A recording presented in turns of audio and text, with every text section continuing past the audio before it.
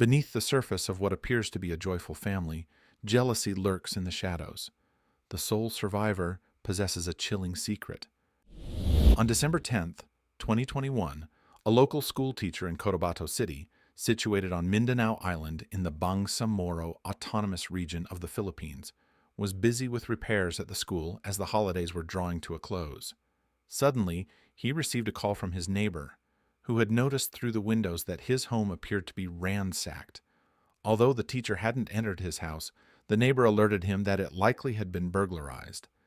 He called his wife, who was on a business trip, urging her to return home immediately. Meanwhile, he dropped everything to rush back, fearing for the safety of his children. 18-year-old Gwyn Magwad, 16-year-old Louis Magwad, and his adopted daughter, 16-year-old Janice Sebiol. None had contacted him about any robbery, heightening his concern. Both the front and back doors were locked from the inside. He had forgotten his keys and had no choice but to walk around the house to a nearby window. When he reached the kitchen, he looked through the window and was shocked by the disarray in his home. Realizing he needed to get inside, he broke a window and climbed in. Once inside, he was hit by a strong odor, and as he made his way to the living room, calling out the names of his 3 children, there was no sign of any of them.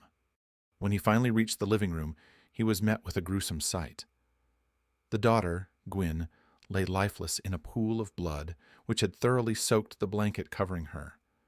Her limbs and torso bore multiple slash wounds, with some flesh so severely mangled that her neck was exposed, resembling the aftermath of a vicious clawing. Her head was wrapped in a towel, and ants had already begun to swarm around her body. His son, Louis, lay just a few feet away, his hands and feet bound, a towel stuffed in his mouth, and his body covered in stab wounds and blood. It was evident to his father, without the need for forensic expertise, that this tragedy had unfolded very recently, as the blood on Louis had not yet dried. Janice was still missing and was nowhere near to be seen. He called out for her, searched every room, and even attempted to reach her by phone. Eventually, Janice emerged from her room, her hair damp and her face etched with fear. As he hugged her and tried to reassure her, her adopted father quickly called the police. When the police arrived, they conducted a thorough search of both the house and the surrounding area. Just outside the front door, they discovered a blood-stained, short-sleeved shirt, likely discarded by the killer during their escape. A few hundred meters from the house, officers found a plastic bag in a ditch containing bloodied pants and underwear, which they also suspected to be linked to the crime. Inside the home, investigators discovered a knife with a broken handle, leaving only the blade, which was found at the front door. The living room floor was covered with glass shards and broken bottles, while large pools of blood varied in consistency from dried and hardened to still liquid. Between the 2 bodies lay a discarded, blood-stained machete, a baseball bat, and a hammer. Based on the condition of the blood, investigators estimated the time of death to be approximately 50 minutes to an hour prior. Additionally, police collected fingerprints, blood samples, and hair from the carpet. The majority of the blood belonged to Gwyn, while the flowing blood that appeared was from Louis, indicating that Gwyn had been killed first, followed by her brother. Rigor mortis had already set in for Gwyn, further supporting this timeline. Notably, Louis's hands and feet were bound, but Gwyn's were not, suggesting that his restraints were intended to prevent him from defending her. The broken knife, machete, bat, and hammer were likely the murder weapons. Given the variety of wounds, the presence of multiple murder weapons, and the necessity of restraining Louis while Gwyn was killed, police suspected there were multiple assailants involved. According to the siblings' father, all the alleged murder weapons belonged to him. As the police continued their investigation, they found every room in the home ransacked. Interestingly, the family's laundry machine had been used, but no freshly washed clothes were found except for those discarded in the ditch. This suggested the suspect remained calm and collected, choosing to wash his clothing rather than flee immediately. In response, the police launched a manhunt for the killers and announced a reward of 250,000 Filipino pesos, about $2,800 USD, for information leading to their capture. The autopsy, conducted on December 13th, revealed the brutal nature of the attack. Gwyn sustained 32 stab and slash wounds, with one ear removed and her neck and right upper arm nearly cut through. Additionally, she had multiple bruises and fractures on her limbs and torso, likely resulting from blunt force trauma inflicted by the hammer and baseball bat. Defensive wounds were evident on the back of her hands, indicating that she had fought back against her attacker. Louis endured an even more horrific fate, suffering 51 knife wounds across his body, some so deep that they exposed bone and internal organs. Additionally, red marks around his neck indicated signs of strangulation, suggesting that this occurred after he witnessed Gwen's murder. Like his sister, he had blunt force wounds on his torso and limbs, but he lacked any defensive wounds. The siblings had been so severely injured that it took 2 full days for the embalmer to complete the process. Neither sibling showed any signs of sexual assault. Given the brutality of the attacks, the police dismissed the idea that this was merely a robbery gone wrong. It appeared that the killer likely knew the victims, as the ransacked rooms may have been intended to mislead investigators. Notably, aside from Gwen's phone, nothing of value was taken. Everything else was scattered around, but seemingly untouched. It also struck investigators as unusual that such a violent crime would occur in broad daylight rather than under the cover of night. Prior to the autopsy results were released, many of the local users on social media quickly began to accuse Janice, citing her survival, the fact that the murder weapons were from the home, and the locked front door as suspicious evidence. Some individuals even went so far as to threaten Janice with personal harm based on their allegations. Consequently, the police decided to question Janice herself. Janice informed the police that on the day of the incident, she and Gwen were studying in a shared bedroom while Louis was downstairs in the living room. During their study session, they suddenly heard Louis screaming, claiming that 3 men had broken into the house. They rushed downstairs and witnessed the attackers assaulting Louis with the previously mentioned weapons. Upon spotting Gwen and Janice, the assailants turned their attention towards Gwen while Janice fled to her bedroom and hid under her bed. They either did not see her or chose not to pursue her, as they did not enter her room. Janice used her phone to send a message to the family group chat, followed by a direct message to her adopted mother that simply read, "Mom, help." Unfortunately, these messages went unseen, and she refrained from calling the police out of fear of being overheard. Instead, she turned to her social media and posted, "Help, someone has broken into the house. I don't want to die. I'm hiding in my room. Help." This post remained online for only a few minutes before she deleted it, concerned that if the attackers were familiar with her family, they might see it. Janice attempted to call her mother, but there was no answer.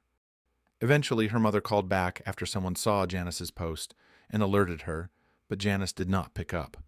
Concerned for her safety, Janice also changed her social media username in case the attackers checked her siblings' accounts and discovered her presence. Additionally, her phone was set to silent. Once the noise subsided, Janice quietly left her room, but was too frightened to go downstairs. She mentioned that she took a shower and changed her clothes, finishing just as their father returned home, explaining that she did this to calm herself down. The police were skeptical on whether she was telling the truth. Initially, Janice's account suggested that Louis was attacked first. However, the evidence indicated otherwise. She claimed to have remained hidden under her bed throughout the ordeal, yet her room, like the others, was completely ransacked, raising questions about how she evaded detection, even while using her phone. These 2 inconsistencies, though few, were significant. They prompted the police to investigate further, leading them to question her father. Although he was reluctant to believe that his adopted daughter could be involved, he ultimately shared additional troubling details with the police. Janice provided a different account to her father than what she had told the police. Instead of simply claiming her phone was turned off, she said she was in the shower and didn't hear it ring. However, when he tried to call her, he could hear the phone ringing and was not on silent. The baseball bat found at the scene belonged to Louis. When Janice was adopted, Louis chose to sleep on the sofa to allow her to have the top bunk where he kept the bat. The hammer, which he used for home repairs, was something he was very protective of and typically hid behind the washing machine. Only 3 people knew its location: Louis, Gwen, and Janice. Lastly, a witness may have compromised her chances of escape. A delivery driver arrived just 18 minutes before the neighbor called their father. He called out to the residents inside the home, informing them of the delivery, but received no response. As he continued to announce the delivery, he noticed a woman peering at him through a door before she abruptly walked away. Further investigations revealed the door had been locked from the inside, leaving only 3 viable suspects: their father, who was at school completing repairs, their mother, who was away on a business trip, and Janice, who remained at the scene and appeared to be caught in several lies. Since Janice was a minor at just 17 years old, the options for legal action were limited, and arresting a juvenile without conclusive evidence proved to be a significant challenge in the Philippines. Instead, authorities placed Janice under the supervision of the Social Welfare Department and redirected the investigation towards those who likely committed the murders based on Janice's story of multiple killers being involved. On December 15th, Janice's fingerprints were discovered on the weapons. However, this was not particularly incriminating, as she lived in the house where the weapons were stored. Additionally, the Social Welfare Department provided her with a lawyer at no cost. The next day, Janice confessed to her lawyer that she, her 21-year-old boyfriend, and a 17-year-old boy she had grown up with at the orphanage, named Esmeraldo Canedo Jr., were all involved in the murders. She expressed feelings of hatred and jealousy towards Gwyn and Louis, stemming from the affection their parents showed them. Janice believed that by eliminating them, she would become the only child left, ensuring that her parents would have no choice but to focus their love and attention solely on her. According to Janice, after spending her childhood in an orphanage with little support, she didn't want to share the genuine love and care she had finally received. Following this revelation, she confessed to the police in the presence of her lawyer on December 18th. It was not an easy confession for Janice. She repeatedly changed her story, initially claiming that only she and Esmeralda were involved, insisting that her boyfriend did not exist. The police successfully located and arrested Esmeralda, who offered no resistance. He confessed to his involvement, and forensic tests confirmed that the blood found on the discarded clothing belonged to him. At 17, Esmeralda was also a minor, so under Filipino juvenile laws, he was placed under the supervision of the Social Welfare Department. On the same day, the police conducted a drug raid unrelated to the case, during which they arrested another 17-year-old for a drug possession. While searching him and his home, they discovered that he had a cell phone belonging to Esmeralda. Tracing the serial number revealed that it belonged to Gwyn. Esmeralda had stolen the phone and sold it to this individual, as Janice was unable to dispose of it herself due to the intense scrutiny surrounding her. Unfortunately, the phone had been severely water damaged, preventing investigators from retrieving any data. The boy in possession of the phone was not connected to the murders. The police were prohibited from disclosing the specific details of their confessions, even to their parents due to their age, who repeatedly sought information about what was said. Around this time, Janice also refused to cooperate further. As a result, the exact details of how the murders were planned and executed remain unknown to this day. The mother of the Magwad siblings was interviewed by both the police and the media. While she was shocked that Janice could commit such an act, she reflected on several red flags in hindsight. The family first met Janice in 2020 when she was working as a housekeeper for a friend of her soon-to-be adoptive mother. Janice made regular visits to this friend, often accompanied by Gwyn. As they were the same age, Janice and Gwyn quickly developed a friendship, with Janice frequently asking Gwyn for help with her studies, to which Gwyn was always happy to assist. Janice shared details of her upbringing with Gwyn. She explained that she was born into a poor family. She claimed that her parents were unable to care for not only themselves, but for her as well. Following the death of both her parents, Janice was sent to an orphanage. She also described the challenges she faced while studying and working as a housekeeper, noting that her employer had high demands and expected nearly everything from her. After Janice confided in Gwyn about her dream university and the loss of government support once she turned 18, Gwyn approached her mother to advocate for Janice's adoption. Hesitant, Gwyn persistently pleaded, pointing out Janice's honesty, politeness, and ability to care for herself. Eventually, the family was persuaded, and in July 2021, the adoption was finalized, welcoming Janice into their family. Everyone had treated Gwen as if she had always been part of the family, and in return, Janice embraced them as her own. There was one incident that occurred in August 2021. 10,000 pesos, roughly 180 USD, mysteriously disappeared from the family's money box. Janice first insisted that thieves had taken it, but the next day, a large sum of cash was discovered in her school bag. Eventually, she confessed to stealing the money. Despite this, the family chose to forgive her, particularly at Gwen's avail. They attributed Janice's theft to old habits from her past that she had developed for survival. Janice apologized, to which her adopted parents forgave her. The next month, Janice suggested watching the 2009 horror movie Orphan, but her parents immediately rejected the idea, finding it too disturbing. In hindsight, that choice of film would prove to be an ominous one. In the weeks leading up to the murder, Janice, who had previously been hardworking, had become increasingly lazy, neglecting her chores and household responsibilities. When reminded, she would apologize, yet still fail to complete the tasks or do them poorly. Notably, she had never referred to her adopted parents as mom or dad, but on the morning of the murder, she addressed them in that way for the first time. To complicate matters further, they were about to uncover more lies. Janice had been deceiving them from the very beginning. She was not an orphan. Her parents were very much alive and missed her dearly. When this case gained widespread attention as one of the most discussed topics with the Filipino locals, some web sleuths began their investigation. They uncovered as much information as possible about Janice and her family, eventually discovering a missing person notice for a young girl who bore a striking resemblance to her. Back in September 22, 2013, the police, with assistance from local residents, issued a missing persons notice for a girl approximately 7 to 8 years old who was found alone on a boat in Cotabato. She identified herself as Janice, but appeared unable to recall her parents, her home, or her address. Believed to be lost or abandoned, the police sought the public's help in identifying her. However, after receiving little to no attention, she was ultimately placed in an orphanage.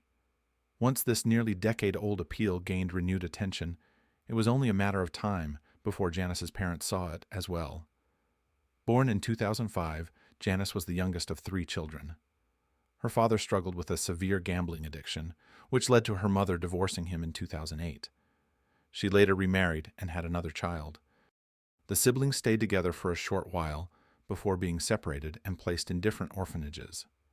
In 2020, prior to her adoption, Janice reunited with her biological family. However, they accused her of distancing herself because they were too poor to be of any benefit to her. Janice's biological mother attended the funeral of Gwen and Louie, breaking down in tears and expressing her deep remorse, still feeling a sense of responsibility. The victim's parents encouraged her to visit Janice and persuade her to fully confess if she truly felt any remorse. However, when she arrived, Janice refused to meet with her, and officials from the Social Welfare Department ordered her to leave after she was unable to prove her relationship to Janice.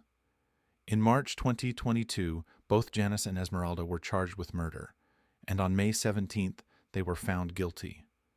As they were both minors, life imprisonment was not an option, so they received the following sentences. Esmeralda was sentenced to 29 years in prison, while Janice, though she did not personally kill her foster siblings, was deemed the mastermind behind the murders.